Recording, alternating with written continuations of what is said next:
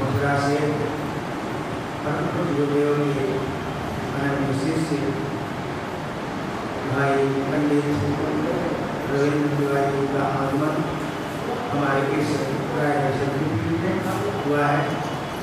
और आइए हम उनके प्रवचन का, उनके उद्बोधन का लाभ लें।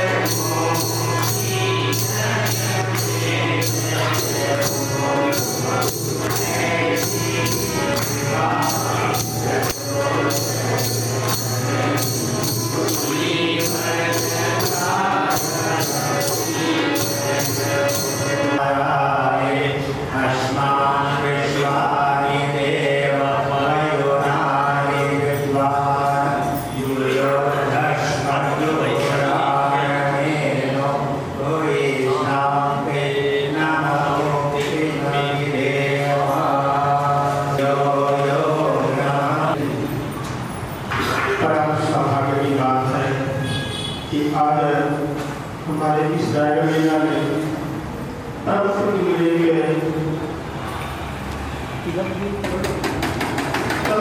लेके के रूप में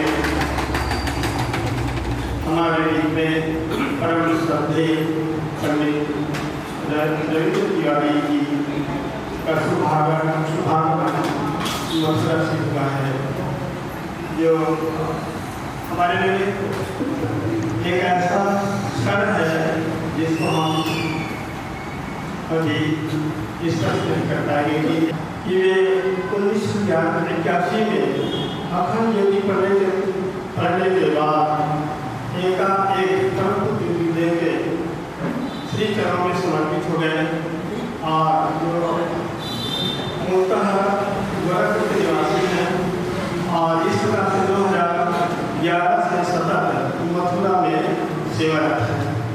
आज उनका दर्शन पाकर हम सभी धन्य हो गए, महसूस कर रहे हैं और ऐसे पवित्र स्थान में उनको स्वागत करें। श्री हीरालाल जी को मैं आमंत्रित करता हूँ कि हम सबकी ओर से उनका भावना स्वागत करें। ओम मंगलम भगवान विष्णु मंगलम गणपति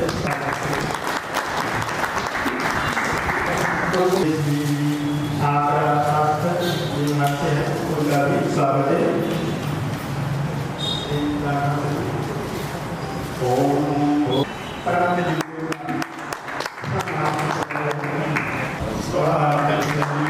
श्री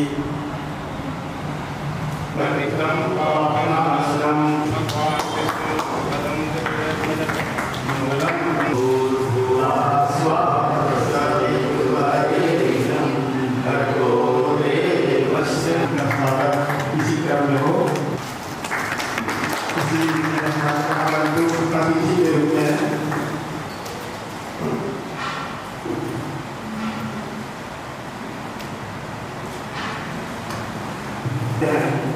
हमारा यह समय बहुत ही हमारे लिए शुभ अवसर के रूप में होता है। आगे इन बातों को रखते हुए मैं संक्षिप्त शब्द में जिला स्टूडेंट को आमंत्रित करना के लिए आए और अपने शब्दों से थोड़ा सा हम सबको प्रेम कर हमारे बीच गायत्री मथुरा से सत्य जी का आगमन हुआ है। निश्चित ही हम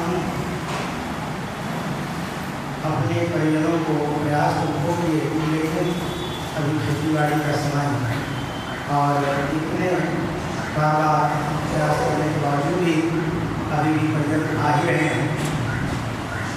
लेकिन जो भी है निश्चित ही परम गुरुदेव के उन प्राणवान हमारे भाई बहनों में से हैं जिनको हमारे आज के भाई श्री के उद्बोधन को सुनने का बेसब्री से इंतजार था और मैं और ज़्यादा समय न लेते हुए हमारे भाई श्री को इन शब्दों के द्वारा उद्बोधन के लिए आह्वान करता हूँ कि केंद्र सरकार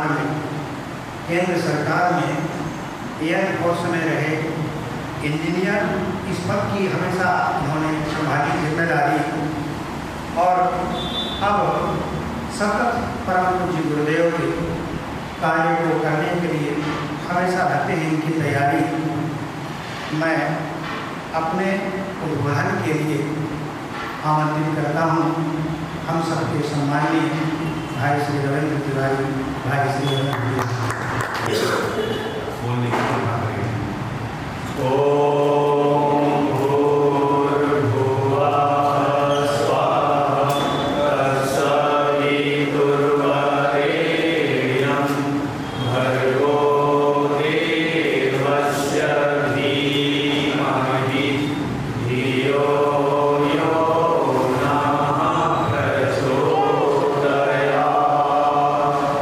अखंड मंडलाकारं व्याप्तं येन चराचरं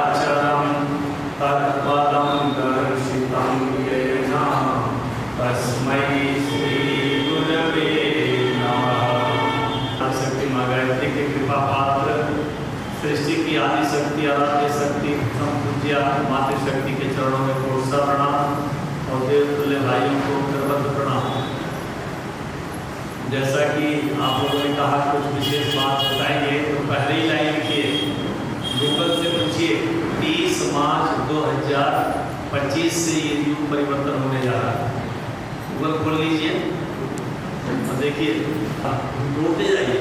ये अंतरिक्ष वैज्ञानिक लोग हैं, ये छोटे मोटे लोग नहीं हैं। कौन है ये? एस्ट्रोनॉमी अंतरिक्ष विज्ञान के जानकार लोग हैं, जो तमाम ग्रहों नक्षत्रों की गतिविधियों का बड़ी गहराई से अध्ययन करते हैं। और ये छोटे मोटे कुंडली वाले बाबा नहीं हैं। वो पहले ही बात ये लिखी, 30 मार्च 2025 से युग परिवर्तन हो जाएगा, लिख लीजिए। और ये कौन सा दिन है? ये अखंड ज्योति जब 100 वर्ष पूरे कर लेगी वसंत पर्व को, उसके 2 महीने के बाद नवरात्रि आती है, 45 दिन के बाद होली आती है, और लगभग 1 महीने के बाद हो जाएगा 30 मार्च 2025। ये कौन सा दिन है? नवरात्रि का प्रथम दिन है, शताब्दी वर्ष की नए संवत्सर 2082 का प्रथम दिन रविवार, और उस दिन से युग परिवर्तन हो जाएगा। ये प्रार्थना है आपसे, इतनी तत्परता से आप लोग को लगता है। और ये 2 वर्ष हमारे लिए बहुत ही महत्वपूर्ण है, लेकिन कुछ चेतावनियां भी इसके साथ है। युग परिवर्तन हो जाएगा और हम नमस्ते करके बच जाएंगे, संभव नहीं है। कौरवों की सभा में अपने युग के नायक परमात्मा श्री कृष्ण युधिष्ठिर के संदेशवाहक के रूप में, संदेशवाहक यानी दूत, साधारण कर्मचारी, सूचना देने वाला व्यक्ति, परमात्मा जगत पिता और एक साधारण कर्मचारी के रूप में महाराज युधिष्ठिर का संदेश लेकर उपस्थित होते हैं। धृतराष्ट्र ने बड़ी चालाकी से कहा, केशव आप सर्वसमर्थ, आप हर अपनी बात जैसे चाहोगे वैसे मनवा लोगे। हमारे भोले दुर्योधन को समझा दो, वो मान जाएगा तो हम सब लोग मान जाएंगे। चालाकी देखिए, दुर्योधन को समझाने के लिए परमात्मा श्री कृष्ण ने पूर्वक कहा, तो देना है तो आधा दो, अगर इसमें भी कोई बाधा हो तो दे दो केवल 5 गांव और रख लो ये धरती तमाम। दुर्योधन क्या बोला? सुई की नोक के ऊपर जितनी मिट्टी आती है उतनी जमीन नहीं थी, बिना युद्ध के ललकार दिया इसको परमात्मा ने। तो उन्होंने क्या कहा? उन्होंने कहा याचना नहीं, अवरण होगा, संग्राम बड़ा भीषण होगा। तमाम बातें कहीं आप तो जानते होंगे, पढ़े भी होंगे। तो दुर्योधन बोलता है बांधो इसको, बांध लो इस वाले को। तो बांधने के लिए जब आया तो परमात्मा श्री कृष्ण ने अपने शरीर का अनंत विस्तार किया। तमाम गर्मी, प्रकाश, जब उजाला लोग देख नहीं पा रहे थे, सब लोग डर के मारे सारे सभासद खड़े हो गए और सब लोग हाथ जोड़ करके परमात्मा श्री कृष्ण की स्तुति गान करने लगे, प्रणाम करने लगे। धृतराष्ट्र संजय से पूछता है कि क्या हो गया? सब लोग सन्नाटा आ गया, लेकिन मुझे गर्मी महसूस हो रही है, बेचैनी महसूस हो रही है, बहुत तेज गर्मी लग रही है। बोले हाँ महाराज, यहाँ पे सारे लोग इसको, उस गर्माहट को, उस अग्नि की ज्वाला को देख रहे हैं। परमात्मा श्री कृष्ण अपने शरीर का विस्तार कर लिया, तो क्या हो रहा है? सब लोग खड़े होकर के प्रणाम कर रहे हैं उनको। सब लोग क्या कर रहे हैं? भैया जरा सुनिएगा, 2 मिनट सुन लीजिए, प्रणाम की। सब लोग बच गए ना? सब लोग बच गए। उसमें से कितने लोग बचे जरा बताइए। तो आप लोग केवल प्रणाम करके गुरु जी को बचना चाहते हैं तो भूल जाइए। यही कहने का मतलब था। ये महाकाल है, और आप सब जानते हैं कि काल वो न्यायकर्ता जो होता है, न्यायाधीश, उसकी आंखों पे पट्टी होती है। तराजू देखा है ना आपने? उसका सिर पर पट्टी किसलिए होती है? पिताजी आपने श्रवण कुमार को तीर मारा है तो आप भी छाती पीट के ही मरेंगे, तो उनके पिताजी ऐसे ही मरे थे। कर्म फल का सिद्धांत। भगवान अपने पिताजी को ही माफ नहीं करता, दूसरे बाबा कहेंगे कि भगवान माफ करता है तो उसको रामायण पढ़ा दीजिए। पंडित जी ऐसा नहीं कहेगा कि दशरथ जी छाती पीट के क्यों मरे, राम ने अपने पिताजी को क्यों नहीं माफ कर दिया, कृष्ण भगवान ने अपने पिताजी को क्यों नहीं माफ कर दिया, माता जी को क्यों नहीं माफ कर दिया। 24 साल कठोरतम क्रूरतम कारावास में उनको जेलों में रखा। परमात्मा श्री कृष्ण जब 12 वर्ष के हुए, 12-13 वर्ष के, तब जाकर उन्होंने सवाल किया। लंबा हो जाएगा सर, इसलिए मैं एक नहीं बताता हूँ। और 8वां बच्चा होने में कम से कम 12 महीने 8-12 साल लगते हैं। आज के विज्ञान के साथ आप गणित पे गूगल से पूछ लीजिएगा, पता चल जाएगा। 24 साल, और वो पैदा होते ही जेल से बाहर हो गए। और माता पिता को कितना जेल में रखा, बोलिए 24 साल। तो भगवान ने माफ क्यों नहीं किया? और आप लोग सबसे माफी मांगते हो, आप भगवान जी माफ कर दो, आप भगवान जी माफ करो। आजकल हम गायत्री मंदिरों में जहाँ भी जा रहे हैं, खासतौर से छत्तीसगढ़ में, एक नहीं 50 भगवान की पूजा हो रही है। गायत्री परिवार की दिशाहीन हो रहा है। क्षमा करिए, कड़ी बातें करनी पड़ेगी। मेरे तो दिलधर गोपाल, दूसरो पढ़ डाला या पढ़ लिया, पढ़ के डाल दिया, दोहरा लिया हमने। तो तुलसीदास जी के कितने भगवान हैं, बोलिए?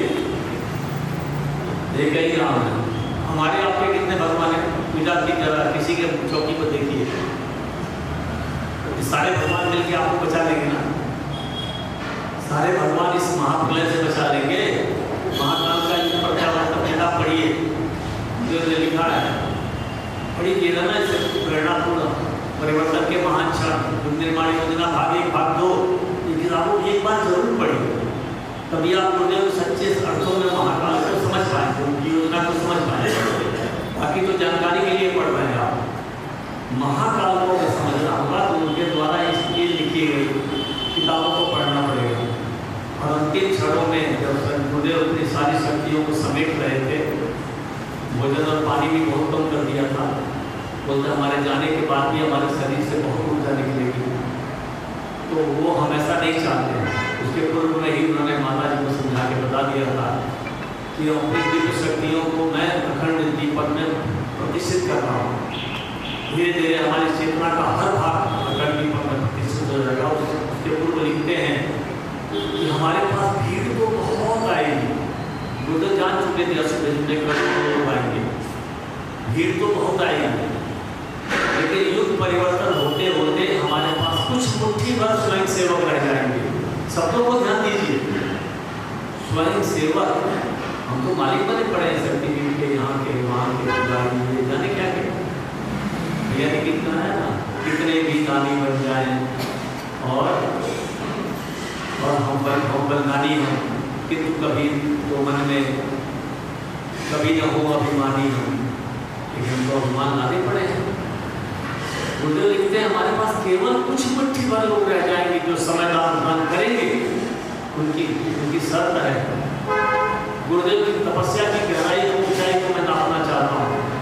50,000 रुपये लेकिन किसी बाबा के पास चले गए और कहिए बाबा जी हम आपका चेला बनना चाहते हैं, थोड़ा तप हमको दे दो, गंगा जल ले लो, चावल ले लो, फूल ले लो और संकल्प करो कि हम तुम्हें चेला बनाते हैं और तपस्या का एक अंश देते हैं। कोई बाबा है धरती पे जो दे सकता है? बताइए, कोई बाबा दे सकता है? दीक्षा में चाहे हमारी बहन बेटियां दीक्षा कराएं, चाहे भैया लोग कराएं, चाहे बाबू जी कराएं, चाहे छोटा सा कम और पढ़ा लिखा व्यक्ति हो, दोनों हाथ मिलाइए। गुरु जी का तप पुण्य प्राण मिल रहा है। क्या क्या दिया, लिखा है नहीं किताब में? किताब में लिख के दिया है कि नहीं? हर दीक्षा दिलाने वाला व्यक्ति इसको याद दिलाता है कि नहीं? और ये बाबा को डर के मारे कान में मंत्र बोलते हैं और हमारी बहन बेटियां मंच से ललकार करके मंत्र बोलती है, बोलो मत। और तुम्हारी चेतना की दिव्य सत्ता तप के रूप में, पुण्य के रूप में, प्राण के रूप में प्रतिष्ठित हो रही है। कोई बाबा दे सकता है? बाबा का सत्यानाश हो जाएगा अगर संकल्प पूर्वक दे देते। हमने महाकाल को समझा के इसलिए मैं बोल रहा हूँ इस बातों को लिखिए ताकि आप भी किसी दूसरे भाई बहनों को समझाइए कहिएगा। आप लोग तो भागवत कथा सुन रहे हो, इन बातों को लिखिए। वो बाबा है तो यही बाबा है, वो बाबा कथा करते हैं तो ये बाबा भी कथा करते हैं। अरे बाबा लोगों के बारे में बाबा एक एक बोल छोड़ूंगा अभी, एक एक बाबा और ये कहीं सामना नहीं करते, न तो इनको विज्ञान की जानकारी है, ना संस्कृत की जानकारी है, ना वेदांत की जानकारी है, ना धर्म की जानकारी है, ना दर्शन की जानकारी है, ना रामायण की जानकारी है। अभी एक बात बताता हूँ आपके सामने और बता देता हूँ, ये बाबा लापा है, मैं झूठ बोलता है, किसी पढ़ा लिखा नहीं है, विश्वविद्यालय भी नहीं किया है। इसलिए इन बाबा लोगों को छोड़ दीजिए। बाबा खाते किसके यहाँ, इनके यहाँ पूजा कौन कराएगा? जो 2 नंबर की कमाई करेगा वो 2-4 रुपया खर्चा कर सकता है, तो बाबा उसके यहाँ भोजन करके उनके आहार में दोष होगा कि नहीं? बोलिए, आहार में दोष होगा तो बाबा जी की तपस्या सिद्ध हो जाएगी। एक लोटा जल सारी समस्या का हल। तो पूछो बाबा जी आपको शाम का भोजन मिल जाएगा? शंकर जी को 1 लोटा क्यों भैया, पूरी बोरिंग कराओ, पूरा पानी नहलाओ 1 बाल्टी, और पूछो शंकर जी शाम का भोजन दे दो, बेटे को नौकरी दे दो, मिल जाएगा ना? अरे तुम तो अभी बोले हो, या तो तुम उल्टी किए हो बाबा जी, तुम्हें बोलना की तमीज नहीं है कि कितना बोलना चाहिए। और नहीं तो तुम ये बताओ 1 लोटा जल से तुम्हारी कौन सी समस्या खत्म हो गई? तुम्हारे कान में दर्द हो जाए बाबा जी तो गोली खाओगे या 1 लोटा जल? तुम्हारे सर में दर्द हो जाए तो गोली खाओगे या 1 लोटा जल? पूछिए बाबा से। तुम्हारे कान टूट जाए, भगवान न करे, तो आप अस्पताल जाओगे या 1 लोटा जल? सारी समस्या का हल पागल बना के रखा है दुनिया में। कोई एक भौतिक आवश्यकता तुम बता दे, बाबा करके दिखा दे कि देखा हो गया तो दुनिया मान ली। इस प्रकार से इनके प्रपंचों पर पढ़ करके हम भी प्रपंची बन जाए, हम भी ढोंगी बन जाए। बहुदेवाल में एक देवता की पूजा, कलश के स्थापना, और क्या लिखते हैं महाकाल। बहुदेवाल में एक देवता की पूजा, विश्व ब्रह्मांड की पूजा लिखा है कि नहीं? भास्कर में आपने पढ़ के सुनाया है कि नहीं? और उसमें आपके पूर्वज है कि नहीं? बोले पूर्वज कहाँ है? आदित्य वसु रुद्रा विश्वे देवा। पढ़ डाला, पढ़ के लीजिए। दुनिया का कोई भगवान है उसके चरणों की पूजा नहीं होती है। सिद्धि बुद्धि सहकार श्रीमन महागणाधिपतये सारे के नमः है। केवल एक देवता जिससे आपका शरीर बना है, माता पितृ चरण कमलेभ्यो, केवल इनके चरणों की वंदना है, क्योंकि ये प्रत्यक्ष देवता है और बाकी शक्ति धाराएं हैं, इसलिए उनको नमन है, उनके चरणों की पूजा नहीं हुई। हम लोग कितना नाम करते होंगे, किताब में किसी किताब में लिखा होता है तो पढ़ लिया, तो थोड़ा सा अंतर करिए, इनको लिखिए। आप थोड़ा सा नहीं लिख लेंगे तो कहानी याद रहेगी, तुरंत भूल जाओगे। 252वां जन्मदिन अभी मनाया गया है, यानी 5000 साल पुरानी कथा सुन करके आज की समस्या का कोई एक समाधान बता दीजिए। विज्ञान पूर्ण तरीके से पूछिए ना कि बाबा जी किस भगवान के नाचने से आज की कौन सी समस्या खत्म हो जाएगी? किस भगवान पैदा हो गए? मान लिया 5,500 साल, 5,252 साल, तो किस भगवान जब पैदा हो गए तो ये पंडित क्या कहते हैं?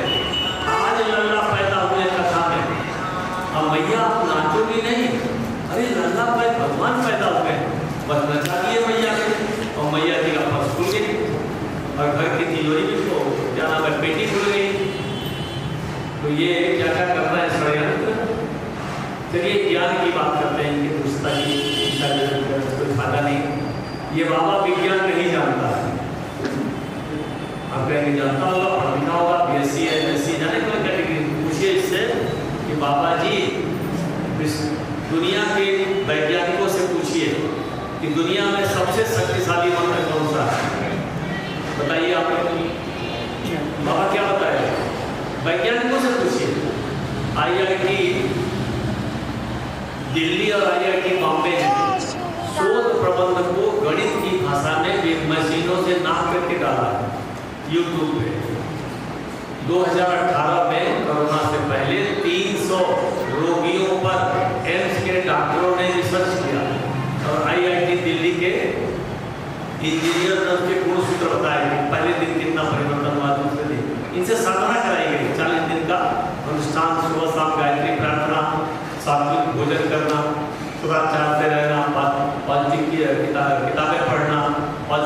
देखना, 12 घंटे इनकी निगरानी रखी जाती है।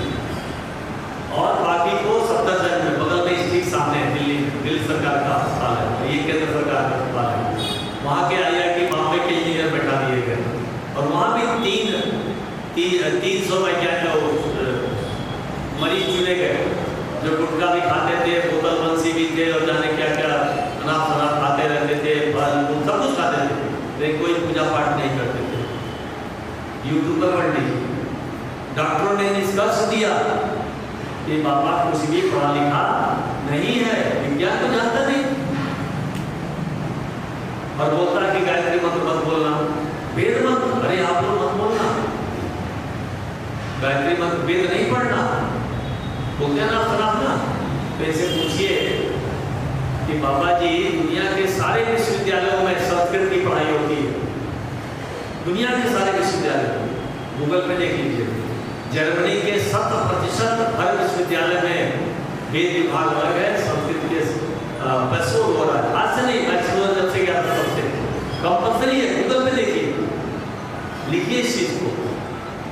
और भारतीय इंडियन फिलॉसफी पढ़ाई जाती है कि नहीं विश्व में, दर्शन पढ़ाया जाएगा, दर्शन शास्त्र, तो दुनिया के सभी धर्मों के बारे में पढ़ाया जाता है सारे विश्वविद्यालय में, चाहे केंद्रीय विश्वविद्यालय हो चाहे प्रांतीय विश्वविद्यालय हो।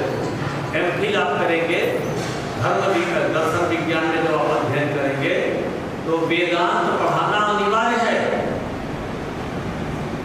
और वेदांत में वेदों के अलावा कौन सी बात करेंगे? अरे बाबा बोलता है कि वेदांत मत पढ़िए, चलिए और सरल कर देते हैं।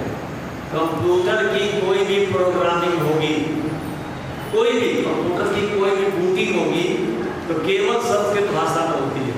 गूगल पर पूछिएगा, कोई भी दूरी नापी जाती है, स्पीडोमीटर है ना आपका, कोई भी दूरी विज्ञान के किसी अंतर से नापी जाएगी, उसमें चिप लगेगा, उसमें जो प्रोग्रामिंग होगी लॉग एंड अनलॉग कहा जाता है उसको, केवल संस्कृत भाषा में होगी, केवल लॉग एंड अनलॉग गणितीय सूचना अगर आपको प्राप्त करनी हो कंप्यूटर से तो उसकी प्रोग्रामिंग किस भाषा में होती है? केवल संस्कृत भाषा में।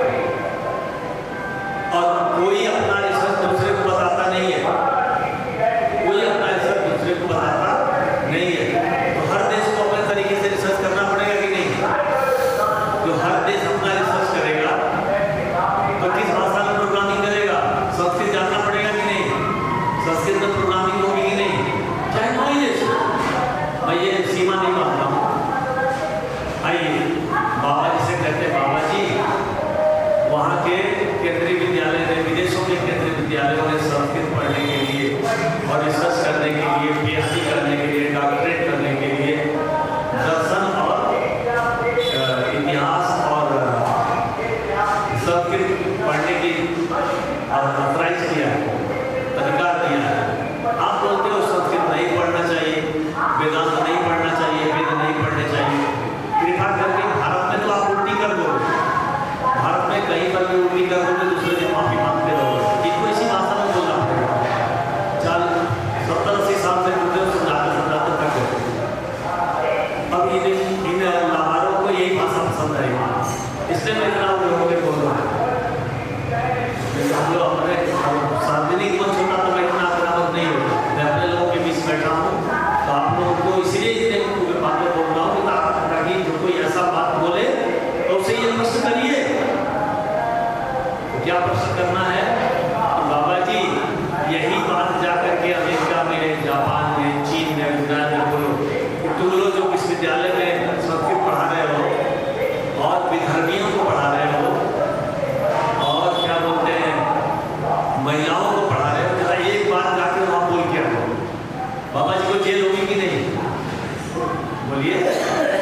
राष्ट्रपति और गवर्नर अथराइज करे छत्तीसगढ़ में कोई जाके बोले कि वेद मत पढ़ना, जरा बाबा इसे कहिए ना कि जाकर के ये बात किसी गांव में नहीं, आप कोर्ट कंपाउंड में बोलो, आप लोग मुकदमा करिए। विश्वविद्यालय पढ़ा रहा है, तुम मना कर रहे हो, इसका मतलब तुम विश्वविद्यालय नहीं गए हो। बाबा जी पर FIR होना चाहिए कि नहीं? बोलिए। अच्छा, संस्कृत में PhD बेटियां कर रही है कि नहीं? बेटे कर रहे हैं कि नहीं? तो ये बोलता वेद मत करो, तो बाबा विश्वविद्यालय गया है? विश्वविद्यालय नाम आयोग को जानता है। विश्वविद्यालय में विश्व स्तरीय पढ़ाई होती है, उनके सर्टिफिकेट को आपके भारतीय विश्वविद्यालय में आपकी छत्तीसगढ़ की लोक विधानसभा पारित करेगी और गवर्नर दस्तखत करेगा कि ये संस्कृत कोई पढ़ सकता है। सब करके बता रहा हूँ। और ये बाबा बोलता है मत पढ़ना, तो बाबा को जेल जाना चाहिए कि नहीं? बोलिए जाना चाहिए। अच्छा चलिए अरब देशों की बात करते हैं। वहाँ तो ये अरब देशों में 3 तरह के दंड दिए जाते हैं। खंबे से बांध के पत्थर मारा जाता है, और दूसरा दंड ऐसे लोगों की चमड़ी उधेड़ दी जाती है जो प्रशासन के खिलाफ बोलते हैं। क्या किया जाता है? कोड़ा मारा जाता है कि नहीं?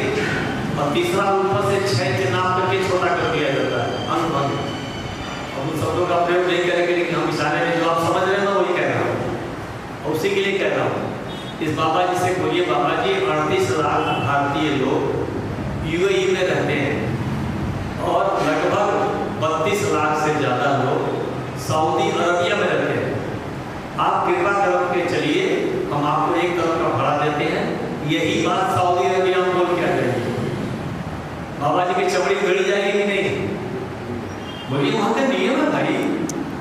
अधिकार जिसको कानून पास हो जाएगा उसका विरोध करोगे तो तुम्हारी चमड़ी उधेड़ दी जाएगी। बाबा वहां डर के मारे, आज तक सुना है किसी बाबा जाकर के विदेश में बोला? कहाँ बोलेगा? अंध भक्तों के बीच में किसी गांव के कोने में। और जब मीडिया पूछेगी, अरे वो हमारे बयान को गलत तरीके से कह दिया गया और किसी को खेद पहुंचा तो मैं माफी मांगता हूं, बस उल्टी पूछ लिया, उल्ला कर लिया, ठीक हो गया। तो इस बाबा को ये बताना पड़ेगा कि तू विज्ञान नहीं जानता, संस्कृत की आवश्यकता को नहीं जानता है। आज अंतरिक्ष में मिसाइल छोड़े जा रहे हैं तो वो दूरी नापता है कि नहीं? सरल शब्दों में बोल रहा हूँ, मैं इंजीनियरिंग का विद्यार्थी रहा हूँ, इसलिए इसको नाप के बोल रहा हूँ। पूछिए, कोई भी प्रक्षेपास्त्र भेजा जाएगा, गोली चलेगी, कितनी दूर तक जाएगी? इसको नापा जाएगा कि नहीं? विज्ञान टेस्ट किया जाएगा कि नहीं? और कंप्यूटर नापेगा तो प्रोग्रामिंग किस भाषा में होगी? संभव नहीं है किसी और भाषा में हो सके। और आने वाले दिनों में जो समस्याएं आ रही है ये टूल्स की, किसी का चेहरा, किसी का और साड़ी पहना देता है, जाने क्या क्या कुकर्म दिखा देता है। इसको भी रोकना है तो केवल एक ही भाषा दुनिया को रोक सकती है, वो है केवल वेदवाणी, देववाणी और संस्कृत भाषा, क्योंकि इसकी हैकिंग नहीं होती है। और दुनिया की एक भाषा है जिसके अंदर एक भी गाली का शब्द नहीं है, वो केवल देववाणी। दुनिया की केवल एक ही भाषा है जिसका नाम है देववाणी, संस्कृत, जिसमें एक भी गाली का शब्द आप ढूंढ के नहीं ला सकते, चाहे वो पीएचडी किया हो, बीएड किया हो, कोई तो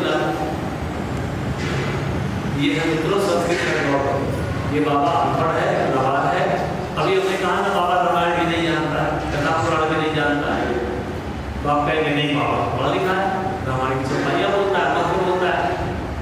अयोध्या कांड प्रमाण से लिखिए, अयोध्या कांड के अंतिम 10 श्लोक पढ़ लीजिए, अंतिम 10 दोहे। तो अरण्य कांड से सीता जी का अपहरण होने लगता है, इसलिए पहले अयोध्या कांड के अंतिम 10 दोहे में एक सती का नाम आता है, सती अनसुईया का। क्या नाम आता है? बोलिए, सती अनसुईया। आप लोगों ने सुना है कि नहीं नाम? अत्रि ऋषि सीता जी का वनवास हो गया था, बड़ी कठोर एकांत साधना में थे, सीता जी के लिए साड़ी बना रहे थे। उस साड़ी की विशेषता ये थी कि उस साड़ी को बिना सीता जी की अनुमति को कोई छू नहीं सकता था। रावण ने भी एक ही बार छुआ, दोबारा नहीं। और सीता जी उसी साड़ी को पहन के 14 वर्ष कुछ दिन लंका में थी। तो उस समय क्या हुआ? छोटे से बाल गोपाल थे, वेद पढ़ने वाले, पढ़ाने वाले, शस्त्र और शास्त्र की शिक्षा दी जाती थी आश्रमों में। तो सारा दायित्व किसके ऊपर आ गया? भाई शांतन का दायित्व किसके ऊपर आ गया? सती अनसुईया के ऊपर। उन्होंने कहा कि पानी लाना है, लकड़ी लाना है, बड़ी समस्या हो रही है, क्यों नहीं नदी हम यहाँ ला दें? तो हमारी आकाशगंगा को, हमारी आकाशगंगा का नाम क्या है? मंदाकिनी गैलेक्सी का नाम है। हमारी आकाशगंगा का नाम क्या है? और मंदाकिनी नदी कहाँ बह रही है? चित्रकूट में अत्रि ऋषि के आश्रम के बगल से। और जब ऐसा हुआ तो नारद जी जाके बताया है, अरे पाताल गंगा को तो राजा बलि दे दिए अपनी मुक्ति के लिए, विष्णु भगवान दे दिए, और देव गंगा को भगीरथ ले गए धरती पर, और हमारे एक ही गंगा बची थी आकाश गंगा, वो भी एक सती ले गई। सती मृत्यु लोक में ऐसी कौन सी सती हो सकती है? तो तीनों माताओं को डाउट हुआ ना। आप लोगों ने दादी नानी, मैं बोलता हूँ बाबा दादी नानी की कहानी पूछ लेता ना तो वो बता देती। रामायण नहीं पढ़ा है मान लिया, चौपाई के लिए। नदी पुनीत पुराण बखानी, नदी पुनीत पुराण बखानी, लिख लिए? नदी पुनीत पुराण बखानी, इतनी दिव्य नदी को अत्रि प्रिया निज तप बल आनी, अत्रि प्रिया निज तप बल आनी। तो सरस्वती माता, लक्ष्मी माता, काली माता ने अपने पतियों से कहा कि ऐसी कौन सी सती हैं, उनके सतीत्व की परीक्षा लीजिए। कहानी आप जानते हैं, तीनों लोग आए कि एक करके आए, तीनों लोग एक साथ आए, बच्चे बन के आए। माँ खाना खिला दे, चल खा ले, जल्दी बैठ, मुझे आश्रम की व्यवस्था देखनी है, बच्चों की क्लासेस लेनी है और व्यवस्था बनानी है, उनकी पढ़ाई की, भोजन की, इसकी ऋषि तो आज एकांतवास में, तो सारी जिम्मेदारी मेरे ऊपर है। नहीं माँ ऐसे नहीं खाएंगे हम। अच्छा कैसे खाएगा बता? माँ अनुवाद करते, ठीक है खाना मांगा है, कैसे खाएगा बेटा जल्दी बता, मैं बहुत काम में। उन्होंने कहा कि जल ले लीजिए मंदाकिनी नदी का और संकल्प लीजिए कि हम जैसे कहेंगे वैसे खिला दोगे। ठीक है चल चल, जैसे कहेंगे वैसे खिला देगा, आओ बैठ कर खाना खा ले बेटा। तो क्या हुआ? ये बोले कि माँ नंगे होकर खिला दो। मालूम है ना आप लोगों को? इस पंडित को ये कथा क्यों नहीं पता? तो क्या हुआ? सती अनुसुईया ने वही नदी का जल जो संकल्प लिया था, ब्रह्मा जी, विष्णु जी और शंकर जी के ऊपर छोड़ दिया। क्या बन गए ये लोग? आप लोगों को पता है ना, इस पंडित को क्यों नहीं पता? तो ये ब्रह्मा विष्णु महेश को बालक बना देने की ताकत किस मंत्र में है?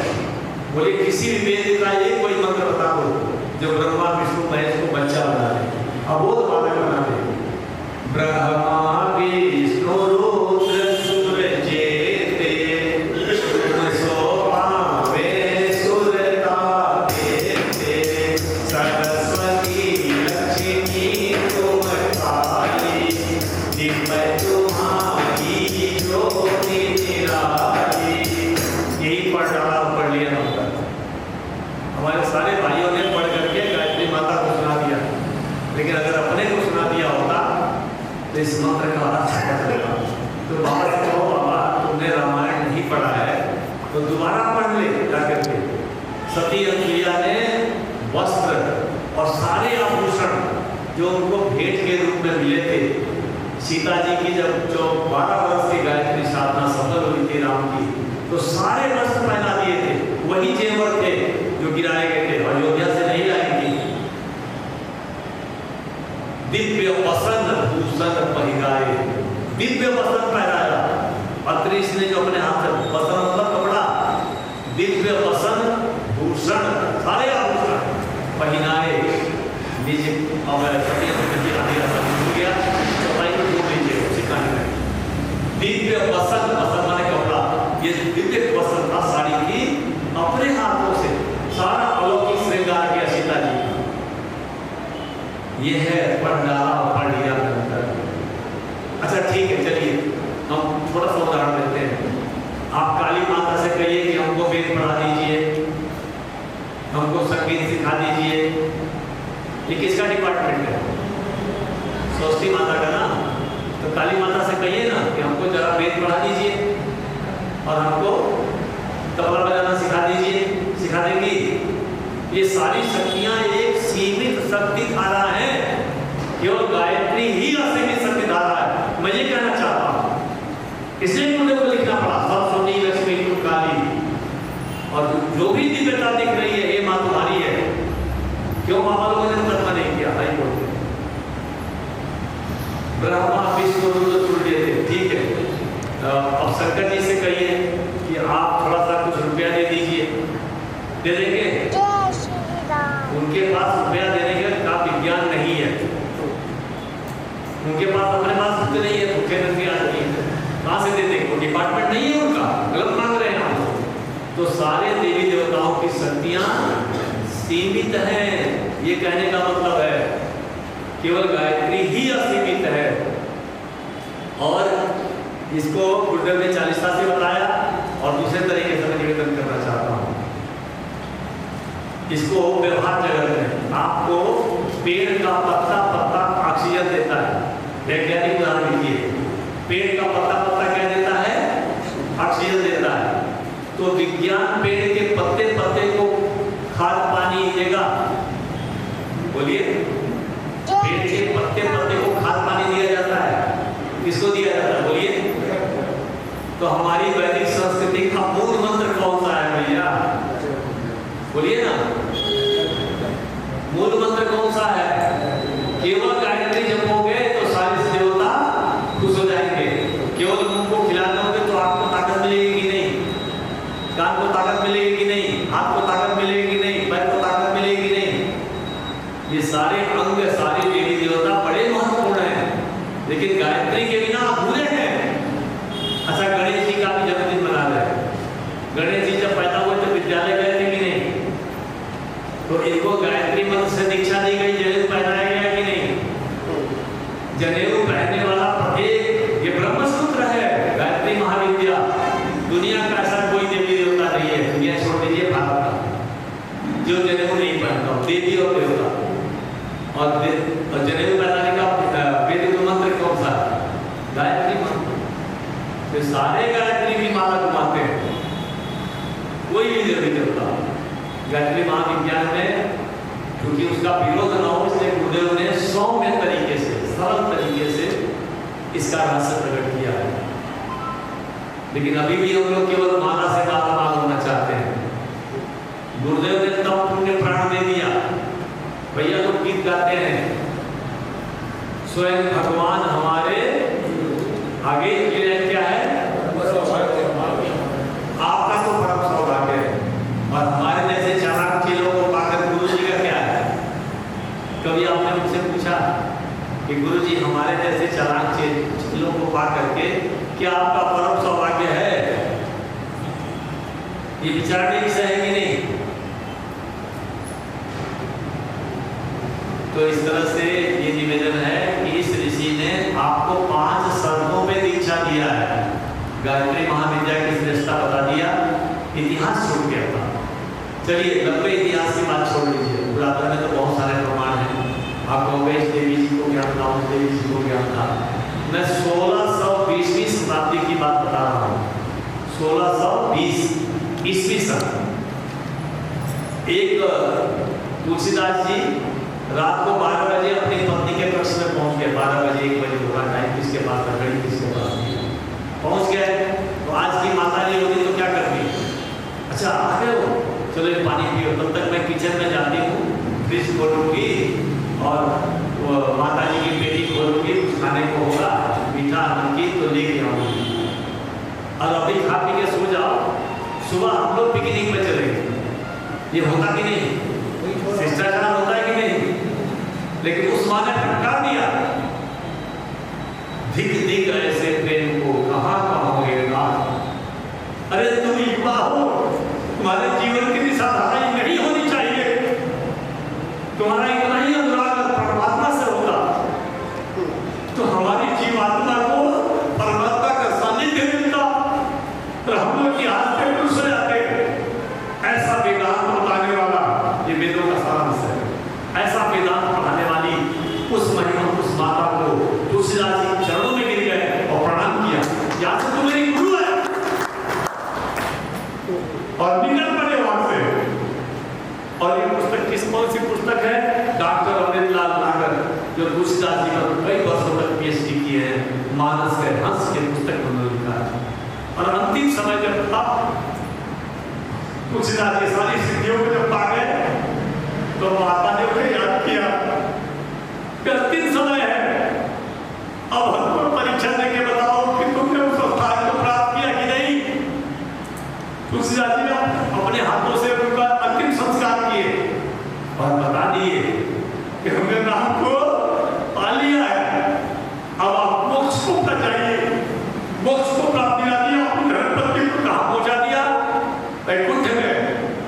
ये है हमारे मानस की 16वीं शताब्दी घटना है और मुसलमान इतिहास का मिलता है। 1670 ईस्वी में 50 वर्ष ठीक बाद आप लोगों ने एक राजस्थान की बेटी को, महारानी को वृंदावन की गलियों में घूमते गाते गीत सुना होगा, मेरे तो गिरधर गोपाल दूसरो ना कोई। उनका गुरु कौन था? रविदास। जो आजकल वर्ग में बताते हैं ना, उसे बता दीजिए वो छत्राणी का गुरु कौन था? संत रविदास। मित्रों, हमारे यहाँ से कहीं बात जो पढ़ेगा विद्वान, जाति वाला संप्रदाय की बात नहीं थी। और मीरा का शरीर मिला, मुसलमानों का संबंध था कि नहीं? इतिहास में क्या लिखा गया है कि मीरा का 2.5 फुट का श्याम जो आज जयपुर के म्यूजियम में रखा हुआ है, मीरा के साथ नाचता था, गाता था, खेलता था, खाता था, सोता था, हंसता था और सब कुछ करता था। वो मीरा का श्याम आज भी जयपुर के म्यूजियम में रखा हुआ, उदयपुर के म्यूजियम में रखा हुआ है। और मीरा का शरीर नहीं मिला किसी को। मीरा के दुपट्टे का छोटा सा अंश उसी 2.5 फुट के श्याम के मुंह में दिखाई पड़ा। उन साधकों ने ये बातें किताबों में लिखी गई है, इतिहास में लिखी गई है, मैं अपनी तरफ से नहीं कह रहा हूँ। अच्छा ठीक है, संत कबीरदास को इनका शरीर मिला था। वो 15वीं शताब्दी के 100 साल पहले के संत हैं। जब उन्होंने शरीर छोड़ा तो दोनों वर्ग में लड़ाई हो गई ना कि हम दफनाएंगे और हम जलाएंगे, हम आधा शरीर को चीर देंगे या काट देंगे। तो कबीरदास गायब हो गए कि नहीं? आपको क्या पढ़ाया गया? शरीर संत कबीरदास को जलाया गया कि दफनाया गया? शरीर नहीं मिला। तो ये सब अलौकिक घटनाएं नहीं है, ये इतिहास में लिखी गई है। तो मैं बाबा से पूछना चाहता हूँ कि उस समय रत्नावली अगर वेदांत बोल सकती है जबकि इस्लाम का शासन था, तो आज के जमाने में कोई संस्कृत पढ़ने देना चाहिए कि नहीं? वेदांत पढ़ने देना चाहिए कि नहीं? और हर वक्त को अधिकार है कि नहीं? इसका मतलब हमारा ये इतिहास भी नहीं पढ़ा भारत का। कालिदास की पत्नी कम पढ़ी लिखी थी क्या? बोलिए। कालिदास की पत्नी का नाम विद्योत्मा था। शंकराचार्य जब दिग्विजय के लिए गए, मंडन में उसकी पत्नी ने देखा कि उनके पति हाथ सकते हैं, तो उसने मंच से न्यायाधीश थी 810 वर्ष ईस्वी सन 8 से 10 810 ईस्वी सन 9वीं शताब्दी की शुरुआत। शंकराचार्य गए मंडन मिश्र के पास। अखंड ज्योति में भी घटनाएं कई बार 2-3 बार लिखा चुका है। उनको उस शंकराचार्य बहुत बड़े विद्वान और ब्रह्मचारी व्यक्ति और मंडन मिश्र उस समय के सबसे बड़े कर्मकांड को पूजा पाठ कराने वाले व्यक्ति, सबका शुरू हो गया।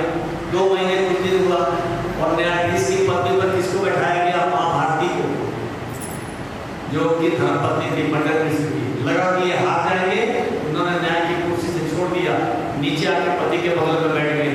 शंकराचार्य जी हमसे साथ प्राप्त करो, ये हमारे पति हैं, मैं इनकी अर्धांगिनी हूँ, हमारे पति को पूरा का पूरा प्राप्त करो। हम दोनों गिरहस्थ हैं, दोनों जोड़ी है हम दोनों, तो हमको प्राप्त करिए। और उसके बाद माता ने गृहस्थ धर्म के सूत्र खोजना शुरू किया। और ब्रह्मचारी आदमी कहाँ से बताया? माता भारती के चरणों में शंकराचार्य को प्रणाम करना पड़ा और 6 महीने का टाइम मांगना पड़ा। यानी किसने हरा दिया? जो भगवान शिव के अवतार थे शंकराचार्य जी को। और 6 महीने बाद शंकराचार्य जी पर काया प्रवेश के द्वारा अनंत सिद्धियों से गृह धर्म के अनुपालन की विद्या को उन्होंने सार्वजनिक किया। पुस्तकों में भी लिखा, वेदांत दर्शन में है, लेकिन थोड़ा सा उच्च चिंतन में है, सब भाषा में नहीं है, कठिन है। क्यों? वेदों का भाष्य जो होगा वो गांव की भाषा में नहीं होगा। भाषा सस्ती हो जाएगी तो भाव सस्ते हो जाएंगे, गुरुदेव के शब्द है। भाषा को बेटे ज़्यादा सस्ता कर दिया जाएगा तो भावनाएं सस्ती हो जाएगी। जैसे प्रेम कहा जाए तो आप सबको, और हमारे आत्मीय बंधु कहा जाए, आत्मा के बराबर का प्रेम। और गुरु जी के अंत में ये बात लिखते थे, हमारे आत्मीय बंधु हमारी आत्मा के जैसे प्रिय। हर आदमी की आत्मा चाहते मरना क्या? कोई मरना चाहता है तो आत्मा को ज्यादा प्यार करते हैं ना।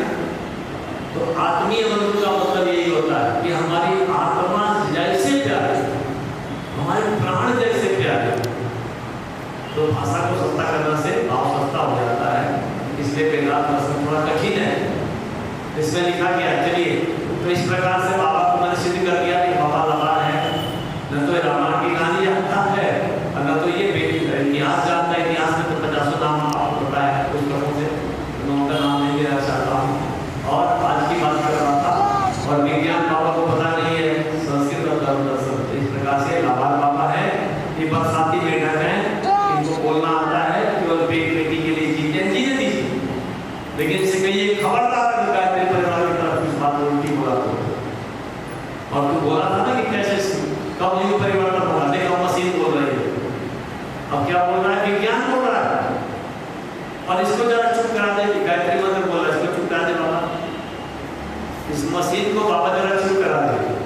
आप लोग टेप में बोलते हैं ना, तो बोले में कहा था बेटा गायत्री मंत्र सबको बोलना पड़ेगा, सबको बोलना ही पड़ेगा, तो सबको बोलवा दिया जाएगा। और आप जानते हैं विभिन्न सरकार और एक बहुत बढ़िया विज्ञान का उदाहरण दिमाग में आ गया, ये गर्भ संस्कार जो हो रहे हैं, अरब देशों की माताएं हजारों की संख्या में नहीं करोड़ों की संख्या में गर्भ संस्कार यूट्यूब चैनल से जुड़ करके करोड़ों की संख्या में ईसाई बहनें कर रही है। सबको अच्छा बेटा बेटी चाहिए कि नहीं? बढ़िए गर्भ संस्कार क्या होता है, माताओं से देखिए, लंबा समय लग जाएगा, मैं इन बातों में चर्चा करूंगा। तो गुरुदेव की तप शक्ति की बात मैं कर रहा था, इस महाकाल के साथ जो चलेगा केवल वही बचेगा। परिवर्तन का चक्र चल चुका, सभी बदल जाएंगे, जो न बदल पाएंगे अपने आप कुचल जाएंगे। ये गीत में गाया जाता है कि नहीं? अब गुरुदेव क्या लिख रहे हैं, अब गुरुदेव क्या लिख रहे हैं? उस समय साथ चलने के लिए गुरुदेव ने अपनी दीक्षा के देते समय बात कही थी, बेटा गायत्री महाशक्ति का जप करना, उसमें तुम्हारी चेतना को, प्राण को बल मिलेगा, साहस मिलेगा, आत्मिक शक्ति का अभ्युदय देवस्थापना के चित्रों में देखिएगा। नित्य गायत्री उपासना और आत्मिक शक्ति का अभ्युदय लोग पढ़ते नहीं है गुरुदेव को। दूसरी बात, नित्य साधना करना, स्वाध्याय करना, गायत्री महाविद्या है, इसकी शक्ति को अच्छे कामों में लगा देना, ताकि तुम्हारा, तुम्हारे परिवार का, तुम्हारे समाज का नए तरीके से निर्माण होता चला जाए, अच्छी व्यवस्था बन जाए। लेकिन हम लोग पढ़ते ही नहीं, अखंड ज्योति नहीं पढ़ते। अखंड ज्योति के पाठों की संख्या कर दी जाए तो हमको लगता है केवल 5-6 लोग ही होंगे, ज़्यादा से ज़्यादा, आधे लोग तो नहीं पढ़ते, मंगाते भी हैं तो नहीं पढ़ते। बता दीजिए जून के प्रथम पेज पे क्या लिखा हुआ है, अखंड ज्योति के जून के प्रथम पेज पे क्या लिखा हुआ है? बहुत इंपॉर्टेंट है, जिसके लिए 2 साल यात्राएं चल रही है, ज्योति कलश यात्रा। और अखंड ज्योति की दिव्यता को पहले जून के महीने के पहले पेज पे लिखा गया है, जैसे कवर ड्राइव, किसी ने नहीं पढ़ा। और उसकी व्याख्या करूंगा तो वैज्ञानिक व्याख्या, व्यवहारिक व्याख्या, क्यों गुरुदेव इतनी साधना कराए, लंबा समय लग जाएगा। आइए मूल बात पे आते हैं कि गायत्री जप के द्वारा ही विश्व की सारी समस्याओं का हल होगा। इस समय बुद्धि अच्छे कामों में नहीं लग रही है, बल अच्छे कामों में नहीं लग रहा है, तो समाज और राष्ट्र बदलेगा कि नहीं? बल से अगर आप बुरा काम करेंगे तो समाज और राष्ट्र के दंड के भागी बनेंगे कि नहीं? ईश्वर तो बाद में दंड देगा। समय गलत कामों में लगेगा तो आप पिछड़ जाएंगे, पिछड़ जाएंगे, आपकी प्रगति नहीं होगी, प्रगतिशील जीवन जीना पड़ेगा। धन गलत कार्यों में लगेगा, गरीबी आ जाएगी, अपव्यय हो रहा है, नुकसान हो रहा है, रोग होगा। और बुद्धि अच्छे कामों में न लगे तो सर्वनाश होगा। कहना पड़ेगा, बेटे की बुद्धि अच्छे काम में लगनी चाहिए कि नहीं? बेटी की बुद्धि अच्छे काम में लगनी चाहिए कि नहीं? माता पिता, घर परिवार, सभी की बुद्धि अच्छे काम में लगनी चाहिए कि नहीं? लगाने के लिए आपने कौन सा प्रयास किया? नहीं, बचा दीजिए गुरुदेव, मैंने बताया अपने हाथ जोड़े थे किसान भगवान, उन्होंने अपने कुल में किसी को नहीं बचने दिया, तो हमारी आप रक्षा करेंगे। जो जो केशव के साथ चलेगा, जो उनकी बात मानेगा, केवल वही बचे 5 लोग। इसलिए कठोरता से समझिए इसको। तो आपको कहना पड़ेगा कि बच्चों देख लो, ये महाविनाश के क्षण है, पूछो कि 5-7 सालों में 8 सालों में दुनिया का कितना नुकसान होगा। गूगल पे पढ़ के बताइए और कहिए कि बेटा मोबाइल सारी जरूरत की चीजें छोड़ दो, केवल 5 मिनट की गायत्री जप साधना में सम्मिलित होकर के एक साथ बोलो। एक साथ जहाँ प्रार्थना होती है जगह मंदिर, मस्जिद, गिरजाघर, गुरुद्वारा होता है। घर मंदिर कैसे बनेगा? जब घर में सामूहिक प्रार्थना होगी। मोबाइल बोलिए 5 मिनट 4 मिनट के लिए मोबाइल छोड़ दो, एक बार गुरु मंत्र बोलिए। लंबी लंबी पूजा नहीं, कोई मोबाइल के लिए भगेगा, कोई किचन में भगेगा, कोई कहीं भग जाएगा, किसी का मन नहीं लगेगा। इसलिए पूजा को सीमित कर दीजिए 4-5 मिनट की। एक अगरबत्ती जला लीजिए, एक दीपक जला लीजिए, एक बार गुरु मंत्र, कोई भी मंत्र, 24 बार गायत्री मंत्र और 3 बार महामृत्युंजय मंत्र। और शांति पाठ लंबा हुआ मत पढ़िए, शांति शांति शांति गुरु जी को पढ़ने दीजिए। और अब बच्चों को बोल दीजिए बेटा 5 मिनट के लिए मोबाइल बंद करके, और प्रार्थना की है, अपने माता पिता का ही चिंतन किया, बहन भाई बेटी बेटी और क्या चिंतन किया, इसके लिए बहुत बहुत धन्यवाद। कल फिर 5 मिनट की साधना में जरूर बैठे। ये प्रार्थना आपसे बता दिया, जरूर करिए। अगर आप नहीं कहेंगे कि हे भगवान पड़ोसी की बुद्धि अच्छे काम में लग जाए, आप तो कहते हैं भगवान पड़ोसी का नुकसान कर दो, और पड़ोसी भी दुपट्टा लगाए गायत्री मंत्र का ये प्रार्थना कर रहे हैं, गुरु जी हमारे पड़ोसी का नुकसान कर दो। गुरु जी नुकसान कर ही नहीं सकते। गुरु जी का मतलब क्या कहता है? धीर योगना, तुम एक ही प्रार्थना करो बेटा, तो आपको गुरु से मिला हुआ है कि सबकी बुद्धि अच्छे काम में लग जाए। अगर पड़ोसी की बुद्धि अच्छे काम में नहीं लगेगी, समस्या होगा कि नहीं?